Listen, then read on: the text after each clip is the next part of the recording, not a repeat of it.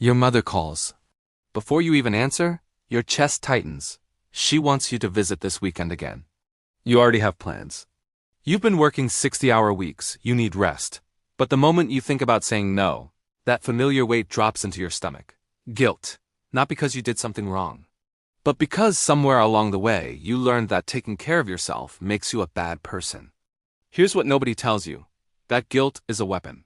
And you've been carrying it for people who benefit from your self-sacrifice. Ayn Rand spent her entire life dismantling this lie. She didn't just say, don't feel guilty. She built a moral framework that makes false guilt impossible to sustain. In this video, I'm going to give you her 5 laws. Not suggestions. Laws. Non-negotiable principles that, when you truly understand them, destroy false morality at its root.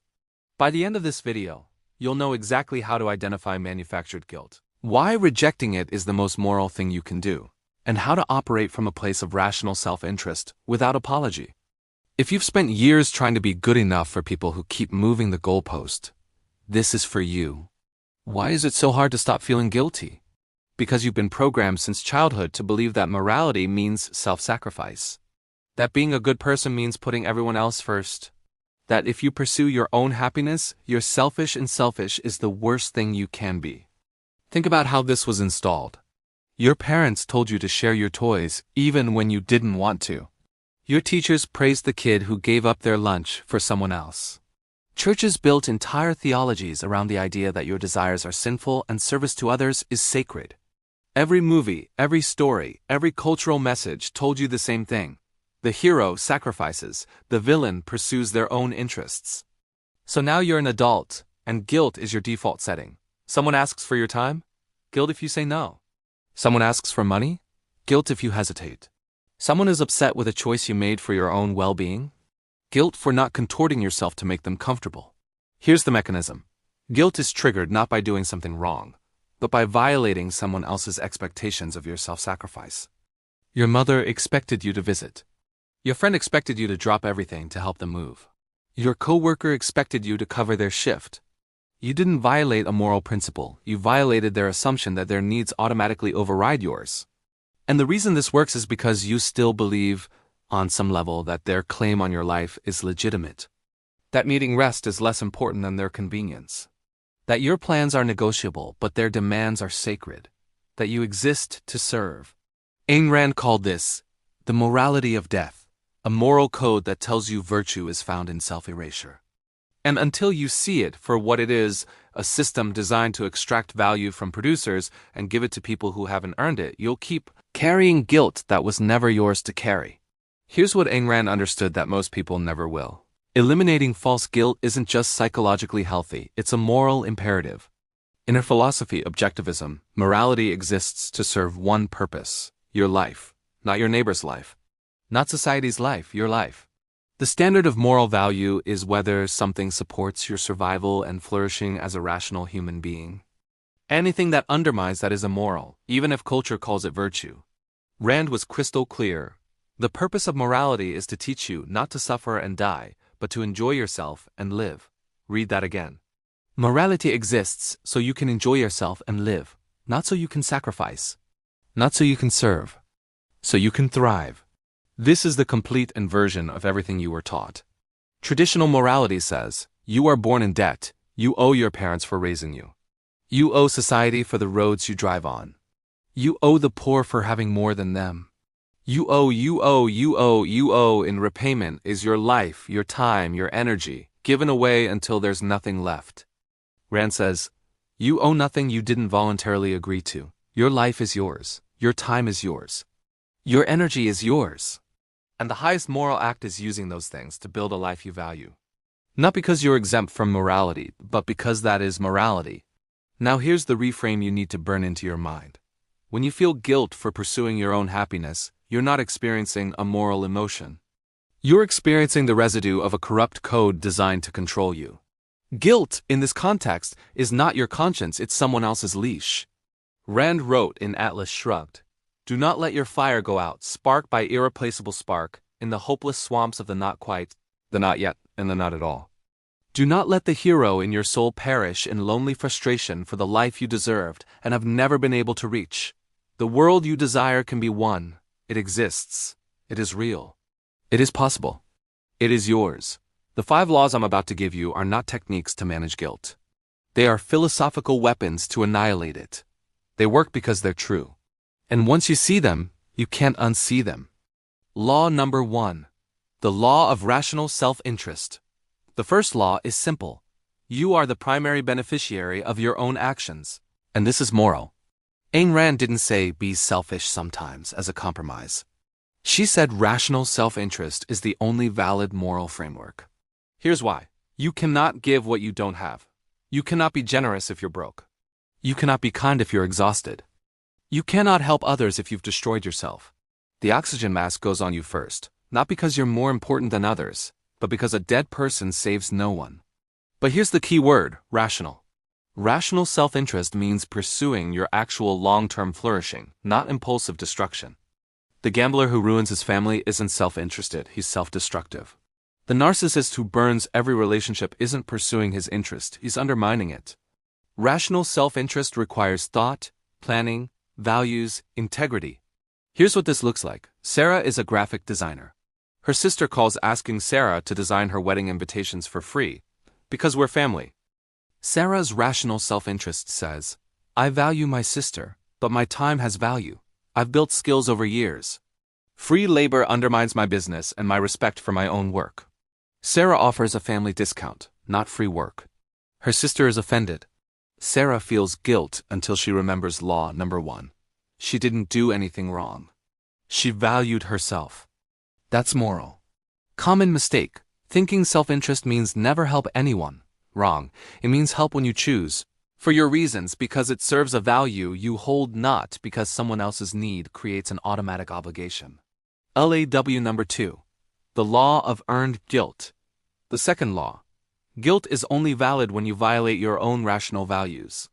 Most guilt is manufactured. Someone wants something from you, you say no, they make you feel guilty. But ask yourself, what did I actually do wrong? Did I lie? Did I steal? Did I violate an agreement? Did I act against my own stated principles? If the answer is no, the guilt is fake. Rand's insight. Real guilt, rational guilt, comes from acting against your own integrity. If you value honesty and you lie, you should feel guilty. That guilt is your psyche telling you you're out of alignment. But if you value rest and someone demands you sacrifice it, saying no creates zero rational basis for guilt. Their disappointment is not your moral failure. Here's the test Rand would apply. Whose standard are you violating? If it's your own rational standard, guilt is appropriate. Fix the behavior. If it's someone else's irrational expectation that you'll self-sacrifice, the guilt is a manipulation tool. Reject it. Example. Mike's father expects him to take over the family business. Mike wants to be a software engineer. Every conversation ends with, I'm so disappointed in you, and after everything I've done for you. Mike feels crushing guilt. But apply law number 2. Did Mike violate his own values? No. He's pursuing his own rational career path. His father's expectation that Mike should live his father's dream is irrational. The guilt Mike feels is manufactured by his father's entitlement to Mike's life. It's not real, it's a weapon. Common mistake. Thinking, if I feel guilty, I must have done something wrong. Feelings are not facts. Guilt can be programmed. You can feel guilty for being healthy while someone else is sick. That doesn't make your health immoral. LAW number 3. The law of voluntary exchange, the third law. No one has a claim on your life, time, or resources that you did not voluntarily grant. This is the nuclear option. Most of your guilt comes from the belief that other people's needs create obligations for you. Rand demolished this completely. She said, a need is not a claim. Your mother's loneliness does not create a duty for you to visit. Your friend's financial crisis does not create a duty for you to loan money. Your coworker's staffing problem does not create a duty for you to work overtime. The only obligations you have are the ones you chose. If you promise to help someone move, keep your word because you value integrity. If you agreed to visit your parents monthly, honor it because you made a voluntary commitment. But if someone simply expects your service because they exist and have needs, they have no claim. Rand was ruthless about this because she understood what happens when need becomes a claim. Everyone becomes enslaved to the person with the greatest need. The sickest, the poorest, The most dysfunctional person gets infinite claim on the productive. That's not morality. That's parasitism with a halo. Example, Jennifer's friend Amy is always in crisis. Breakups, job losses, evictions, chaos follows Amy everywhere. And every time Amy calls Jennifer expecting hours of emotional labor, money, a place to stay. Jennifer has never said yes voluntarily, she just feels obligated because that's what friends do. But apply. Law number 3. Did Jennifer ever agree to be Amy's permanent crisis manager? No. Amy's chaos does not create a claim on Jennifer's life. Jennifer can choose to help or not. Neither choice requires guilt. Common mistake. Confusing compassion with obligation. You can feel compassion for someone and still say no. Compassion is an emotion. Obligation is a moral tie you create through voluntary agreement. Don't let people weaponize your empathy. LAW number 4. The law of moral judgment. The fourth law, you have not only the right, but the moral duty to judge behavior and to withhold your time, energy, and resources from those who act against rational values. This one destroys people because they've been taught, don't judge. But Rand said, judgment is survival. If you can't distinguish between an honest person and a liar, between a producer and a parasite, between someone who respects you and someone who exploits you, you cannot protect yourself. You will be consumed. Moral judgment means, I observe your behavior, I compare it to rational standards, and I decide whether you've earned my association. If you're honest, productive, and operate by mutual respect, I value you. If you lie, manipulate, and demand sacrifice, I remove you from my life. Not with hatred, with indifference. You simply haven't earned access to me. And here's what triggers guilt. When you judge someone and they scream, how dare you judge me?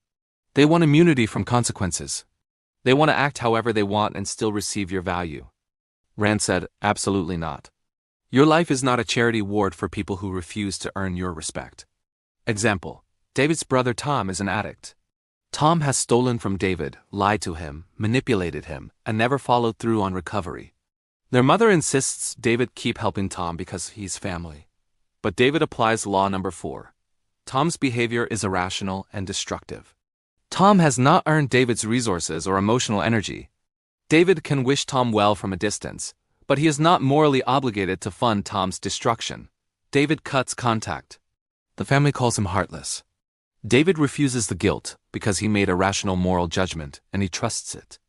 Common mistake. Thinking moral judgment means cruelty. It doesn't. It means clarity. You can judge someone as not worthy of your investment and still treat them civilly. You're not required to hate them.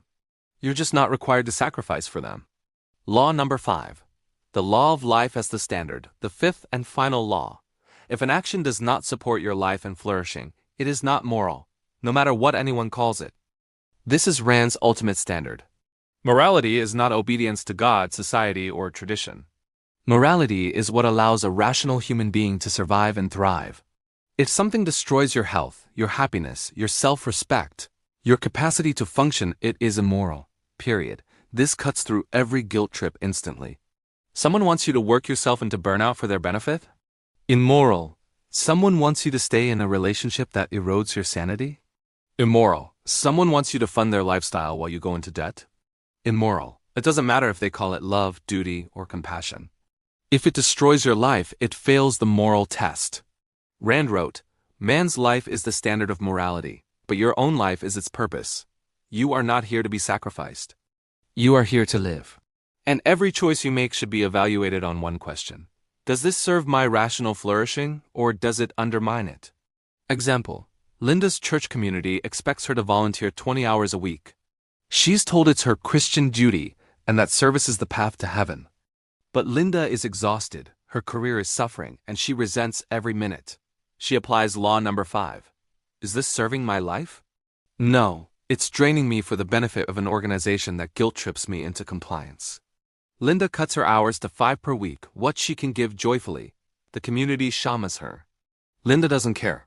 She chose her life. That's moral. Common mistake.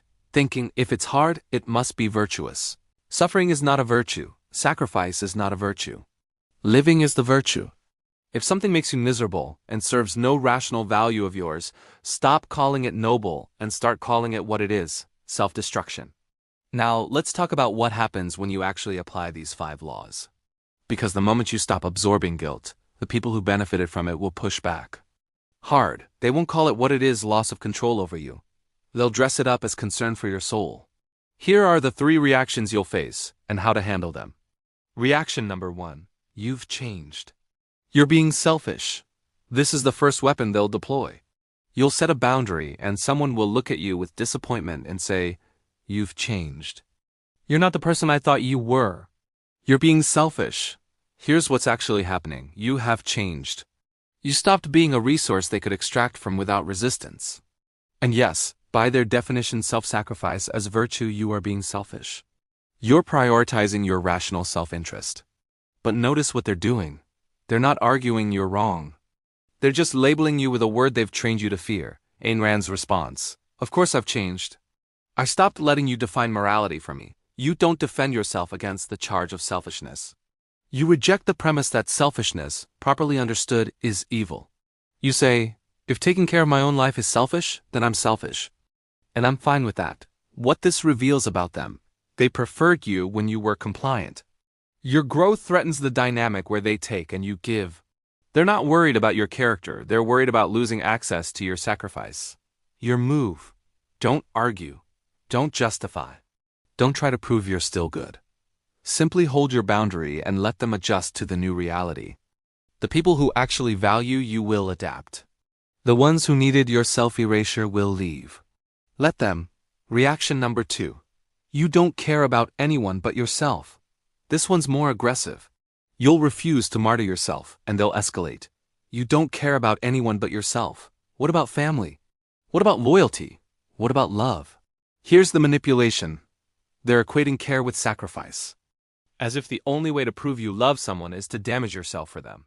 But Rand obliterated this. She said, love is not self-sacrifice. Love is the response to values you see in another person. You love people because they add to your life, not because destroying yourself proves devotion. Think about it. If someone truly loved you, would they want you miserable for their benefit? Would they demand you set yourself on fire to keep them warm? No. They'd want you thriving. The person who demands your sacrifice doesn't love you. They love what they can extract from you. Ayn Rand's response: I care deeply about the people I've chosen to value. And because I care, I interact with them rationally, not as a martyr. I don't owe anyone my destruction as proof of love. You're not rejecting care, you're rejecting the lie that care requires self-annihilation. What this reveals about them: they believe relationships are transactional, and your currency is supposed to be suffering.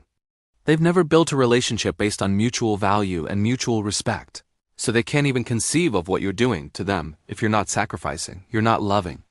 Your move: clarify your actual values. I care about you, and that's exactly why I won't enable behavior that's destructive.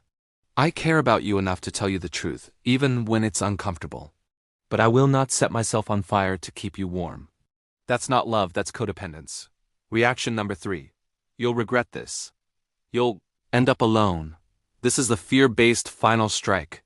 When guilt doesn't work and shaming doesn't work, they'll threaten consequences. You'll regret this. You'll end up alone. No one will want to be around you if you're like this. Here's what they're banking on: your fear of isolation. They're betting that you'd rather be surrounded by people who exploit you than stand alone in integrity. And for a lot of people, that bet works. They cave. They go back to the guilt, back to the sacrifice, back to the leash. But Rand had an answer for this too. She said, if the price of companionship is self-destruction, the companionship is worthless. You're not actually surrounded by people who value you. You're surrounded by people who use you. And the moment you stop being useful, they'll discard you anyway. You will end up alone either way. The question is, do you want to be alone with your integrity intact, or alone after years of draining yourself for people who never valued you? And here's the truth they don't want you to know. You won't end up alone. When you operate from rational self-interest, when you have standards and boundaries, you attract people who operate the same way. You build relationships based on mutual respect, shared values, and voluntary exchange. Those relationships are rare, but they're real.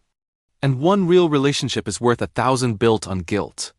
Ayn Rand's response: I'd rather be alone with my self-respect than surrounded by people who need me weak to feel strong. This is not bravado. This is clarity. You're not choosing loneliness, you're choosing to only accept relationships that honor your worth. What this reveals about them: they're terrified you'll discover you don't need them, that you'll find better people, that you'll build a life so aligned with your values that their manipulation becomes laughable. So they threaten you with isolation, hoping you'll panic and crawl back. Your move: call the bluff, walk away if necessary. Trust that the right people will find you when you stop dimming yourself to accommodate the wrong ones. And if there's a season of solitude while you rebuild, that's not loneliness. That's recalibration. All right, you understand the 5 laws. You know the resistance is coming. Now let's make this practical. I'm going to give you one exercise you can do today, not tomorrow, not when you feel ready today. Because understanding these laws intellectually means nothing if you don't apply them. The exercise, the guilt audit, here's what you do. Take out a piece of paper or open a note on your phone. Write down every situation in your life right now where you feel guilt. Everything. Your mother wanting more calls. Your friend expecting free favors. Your job demanding unpaid overtime. Your partner upset that you want time alone. Whatever it is, write it down. Now go through each one and ask 3 questions based on the 5 laws. Question 1. Whose standard am I violating, mine or theirs? If it's yours, fix the behavior. If it's theirs, move to question 2. Question 2. Did I voluntarily agree to this obligation, or is someone else imposing it on me? If you agreed, honor it or renegotiate honestly. If it was imposed, you owe nothing. Question 3. Does complying with this demand serve my rational flourishing, or does it undermine it? If it serves you, continue. If it destroys you, stop. Here's what happens when you do this honestly. Half your guilt will evaporate immediately.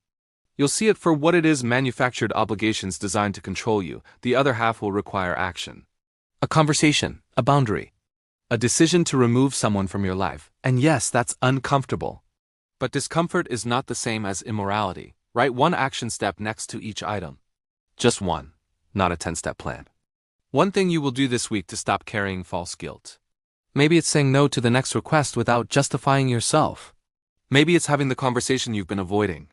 Maybe it's finally cutting contact with someone who's been bleeding you dry for years.